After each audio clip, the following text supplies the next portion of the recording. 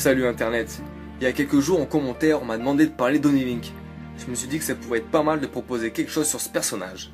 Nous allons reprendre son apparition ensemble et voir si nous pouvons faire une théorie pour savoir qui il est. Oni Link apparaît seulement dans le jeu Majora's Mask, une fois que nous avons tous les masques et que nous allons sur la lune pour affronter Majora. L'enfant de la lune, qui porte le masque de Majora, nous propose de jouer à chat avec lui et nous donne le masque du dieu vengeur ou du démon Oni Link.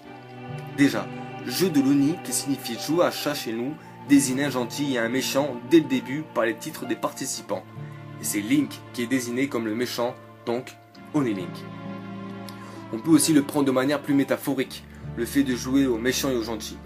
Eiji Aonuma, producteur de la série, a dit lors d'une interview « La meilleure chose à penser est que tous les souvenirs de tous les gens de Termina sont à l'intérieur du masque du dieu démon. » Cette représentation étant renforcée par le fait qu'il ait fallu échanger tous les masques obtenus grâce aux différentes aides apportées auprès des personnages du jeu afin d'obtenir le masque Oni Link.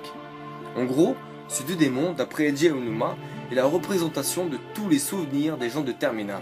Les peines causées par Majora auprès des personnages ont donc également été transmis et que l'individu né de ce masque rempli de peine est source de haine, de tristesse, de compassion et de vengeance. La puissance démesurée d'Oni Link peut être expliquée par cette incroyable énergie que sont les souvenirs de toute la population et ce désir d'être libéré. Mais plusieurs histoires circulent auprès de ce masque. Et si Oni Link était le tout premier Link? Je m'explique. Actuellement, Skyward Sword est le commencement avec le premier Link que nous connaissons. Nous savons qu'il y a eu une terrible guerre face à l'avatar du néant et son armée de démons contre la déesse Hylia avant le commencement du jeu. Et ces Link de Skyward Sword étaient le descendant d'Oni Link. Tous deux s'approchaient des rayons avec leur épée après tout. Peut-être qu'Oni Link a enfermé l'avatar du néant en règne de banni, et pour cela il a dû enfermer son âme dans un masque. Sur l'armure d'Oni Link, on peut y voir un symbole d'une Triforce. À Termina, la Triforce n'existe pas, donc Oni Link vient forcément du royaume d'Hyrule. C'est un peu gros, il doit forcément avoir autre chose aussi. Termina est un monde parallèle à celui d'Hyrule, non? Attendez, Termina représente alors Hyrule dans un autre monde, donc nous devons avoir notre Zelda, notre Link et notre Ganon.